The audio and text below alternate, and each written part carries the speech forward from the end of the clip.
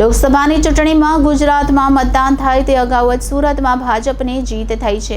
ત્યારે આ જીતને વધાવતા ભાજપના પ્રદેશ પ્રમુખ સી.આર. પાટીલે કહ્યું કે ભાજપે આ વખતે 400 પારનો લક્ષ્યાંક રાખ્યો છે। ત્યારે તેના શ્રી ગણેશ સુરતથી થયા છે। આ જીત અમે પીએમ મોદીને અર્પણ કરીએ છીએ। બીજી તરફ વિજય થયેલા મુકેશ દલાલે કહ્યું કે અમે લોકો અને વડાપ્રધાનની સાથે સાથે તમામ કાર્યકરોનો પણ આભાર માનીએ છીએ।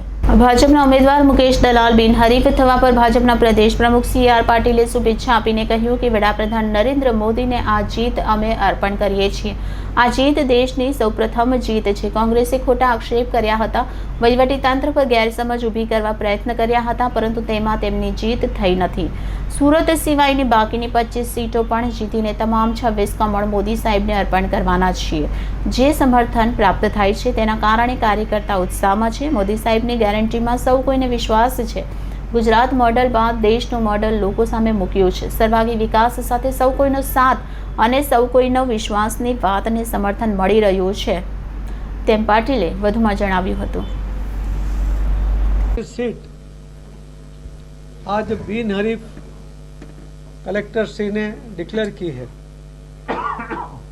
कांग्रेस के कैंडिडेट और उसके डमी उम्मीदवार और दोनों का नामांकन पत्र रद्द होने के बाद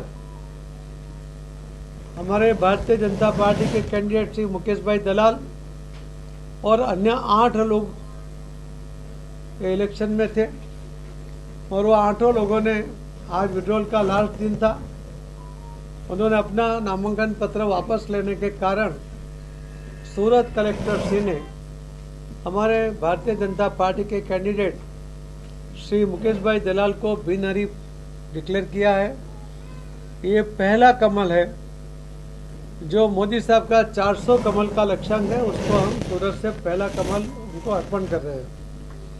मोदी साहब में लोगों का विश्वास, मोदी साहब के प्रति जो लोगों की भावना और मोदी साहब को जो समर्थन पूरे देश और गुजरात से मिल रहा है, तो हमें विश्वास है कि मोदी साहब के 400 पार का लक्ष्यांक भी हम हासिल करेंगे और गुजरात की बिनहरीफ सीट होने के बाद और 25 यानी टोटल 26 से 26 सीट हम मोदी साहब को 26 कमल भी अर्पण करेंगे।